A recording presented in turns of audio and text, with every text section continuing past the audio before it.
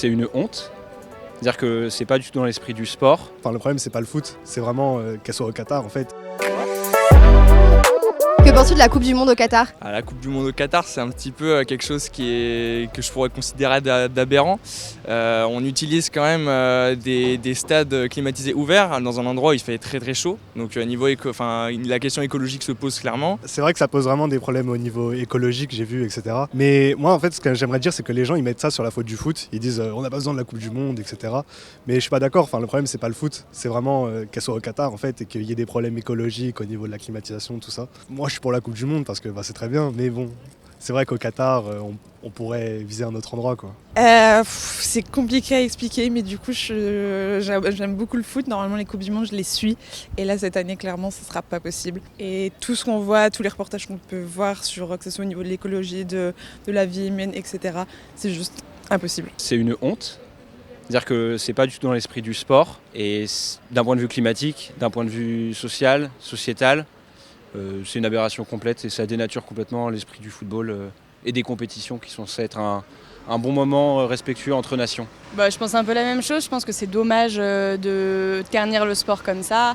Après, ça fait quelques temps que c'est déjà le cas. Les compétitions sportives de haut niveau, elles sont à repenser. Si on en parlait plus, il y aurait de la prise de conscience massive et ça pourrait être intéressant. Je vais pas la regarder. Après, je suis pas trop fan de foot, mais de rugby.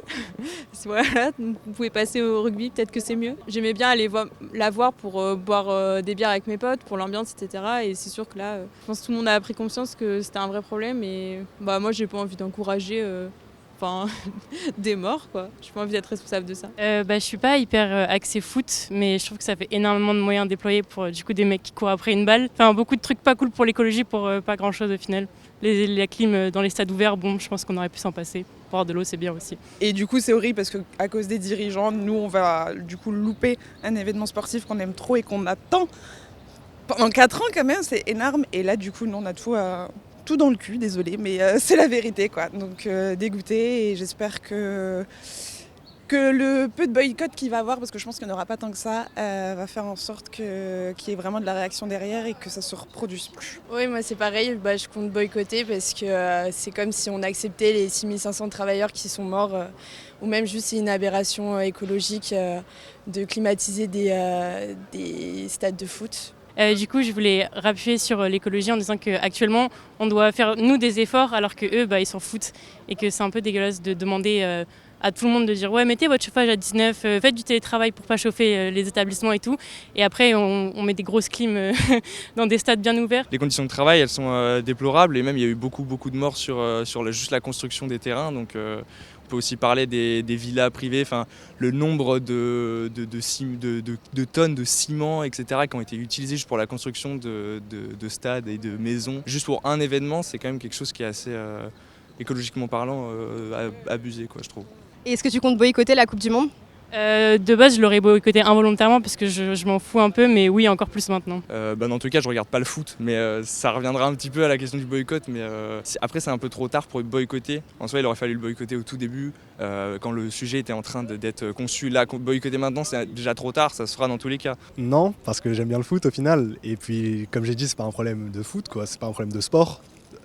C'est vraiment le fait qu'elle soit au Qatar, mais bon, après, on pourrait boycotter juste en n'y allant pas, quoi. Mais moi, je regarderais sur ma télé, quoi. Le sujet du boycott, il a commencé il y a un moment. Ça fait quelques mois, et là, ça doit faire 1 mois et demi, 2 mois, où j'ai vraiment réussi à prendre la décision de boycotter. Ça a été facilité parce qu'il y a plein de gens qui boycottent, parce qu'il y a des villes qui boycottent, comme Paris.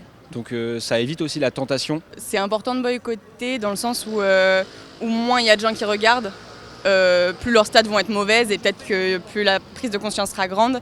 Après, pour moi, c'est peut-être moins difficile que pour toi parce que le foot, c'est pas quelque chose que je suis. Mais par contre, les Coupes du Monde, je suivais. Et plutôt pour le moment convivial et la fête et le bonheur que ça engendre. Mais là, non, je vais pas regarder et je trouve ça bien de pas regarder. J'allais dire oui, à notre échelle, c'est la solution. Après, il y a d'autres gens qui ont fait des choses cool. Par exemple, c'est Camille Etienne qui a lancé, je sais pas comment on dit ça, la contre-Coupe du Monde ou je sais pas quoi. Donc en fait, on peut être plus créatif et ça peut même faire générer des innovations. Donc c'est cool aussi, après, j'avoue. C'est vrai qu'à notre échelle, boycotter, c'est déjà ça. Après, je pense que si vraiment, je pense qu'on peut vraiment lancer un mouvement, mais après, je pense que c'est sur la durée. Franchement, il y a 10 000 autres sports à regarder. Moi, je fais la natation synchronisée, par exemple. Personne ne regarde. Je pense que beaucoup de gens regardent aussi parce que c'est convivial de regarder le foot, mais en fait, ensemble, on peut aussi se retrouver le même jour avec des potes et regarder autre chose ou faire des jeux.